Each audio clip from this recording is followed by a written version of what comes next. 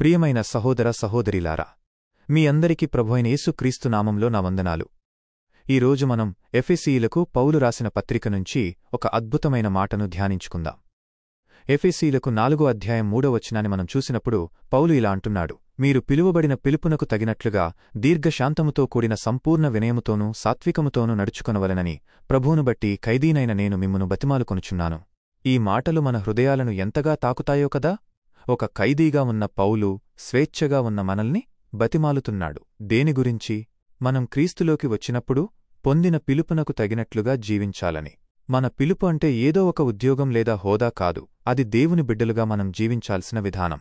ఈ పిలుపుకు తగినట్లుగా జీవించడానికి పౌలు 3 ముఖ్యమైన లక్షణాలను చెప్తున్నాడు. మొదటగా సంపూర్ణ వినయము. వినయమంటే తగ్గించుకోవడం. మన సొంత ఆలోచనలను, మన సొంత గొప్పతనాన్ని పక్కనపెట్టి క్రీస్తు చిత్తానికి లోబడి జీవించడం. ఒకరిని ఒకరు గౌరవించుకుంటూ ఒకరిని ఒకరు క్రీస్తు ప్రేమతో చూసుకోవడం. రెండవది సాత్వికము.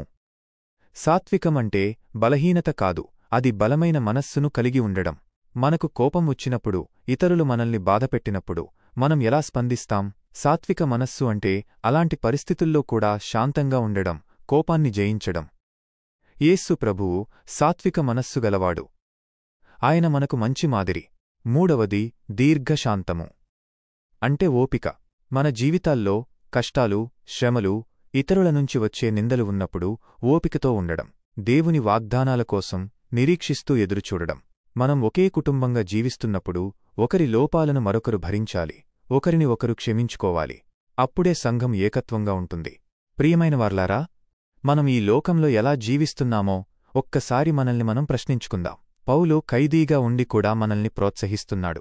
మనం పొందిన ఈ గొప్ప పిలుపునకు తగినట్లుగా వినయంతో, సాత్వికంతో, దీర్ఘశాంతంతో ఒకరికొకరు ప్రేమతో సహకరించుకుంటూ జీవిద్దాం.